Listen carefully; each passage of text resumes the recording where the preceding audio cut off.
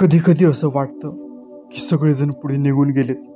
कोणी चांगल्या नोकरीत लागलं, कोणी लग्न करून स्थिर झालं, कोणी बिझनेस उभा केला आणि आपण आपण अजून इथंच आहोत.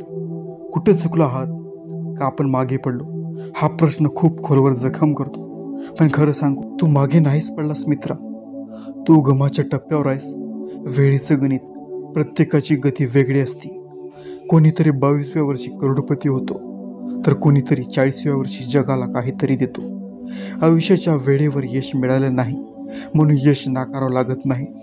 तुलना करणं बंद कर. तू तुझ्या प्रवासावर चालतोयस.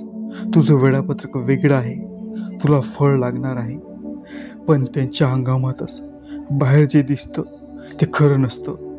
सोशल मीडियावर फोटो टाकणं सोपं आहे, पण खरं आयुष्य त्याच्या मागे लपलेलं असतं. तू त्यांची गाडी पाहतोयस, पण त्यांनी झोप न काढता केलेली मेहनत तुला दिसत नाही. म्हणून स्वतःच्या संघर्षाला कमी समजू नकोस. तुझा प्रत्येक दिवस ज्याला तू मागे पाडणं समजतोस, तोच दिवस तुला आयुष्यात पुढे नेत आहे. अपयश म्हणजे शेवट नाही, ती सुरुवात आहे. डॉक्टर APJ अब्दुल कलाम अपयशातून उडान घेतली. 1979 मध्ये SLV-3चं रॉकेट पहिलं उडान अयशस्वी झालं. संपूर्ण देशासमोर टीका, निराशा, पण टीमनं हार मानली नाही. 1980 मध्ये SLV-3ने उपग्रह यशस्वीपणे कक्षेत पोहोचवला. भारताच्या अवकाश प्रवासातला ऐतिहासिक क्षण. पहिलं अपयश हा शेवट नसतो, तो पुढच्या मोठ्या यशाची तयारी असते. आज मागे उद्या पुढे याचं जिवंत उदाहरण धीरूभाई अंबानी. सुरुवातीला एका पेट्रोल पंपावर काम करून झाली, तेव्हा त्यांची सवंगडी पुढे गेली. सरकारी नोकऱ्या, बिझनेस, पण त्याने थांबायचं नाही ठरवलं. आपली वेगळी वाट शोधली आणि त्या वाटेवर चालत राहिलं. आज अंबानी नाव एका युगाचं प्रतीक बनलं आहे.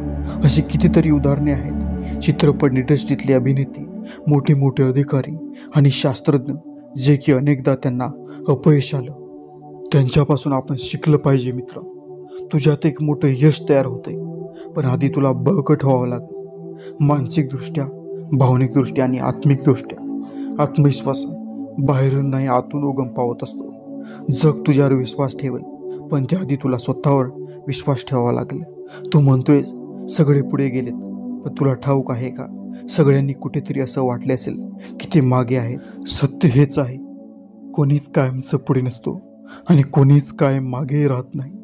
तू काय करू शकतोस? आजपासून दररोज 30 मिनिटे स्वतःसाठी ठेव. एक नवीन गोष्ट शिक. स्किल्स, भाषा, कला आणि थोडं लिही, वाच. मन मोकळं होईल. चालायला जाऊन मन स्वच्छ होईल. स्वतःवर काम करायला लाग. तुला बदलायला वेळ लागेल, पण तू बदलशील. स्वतःसाठी वेळ देणं म्हणजे स्वार्थ नाही, ती स्वतःशी प्रामाणिकता आहे. आता तुझा नंबर आहे. हो, सगळे पुढे निघून गेले असतील, पण अजून तू चालतोयस. तुझी पावलं अजून थांबलेली नाहीत. एक दिवस अशी वेळ येईल की लोक तुला म्हणतील, हाच तो आहे ना जो मागे पडला होता. पण बघा, आज सगळ्यांपुढे निघून गेला आहे. तू उठ, सुरू कर, चाल, कारण तुझा प्रवास अजून संपलेला नाही. तो आता खऱ्या अर्थानं सुरू होत आहे.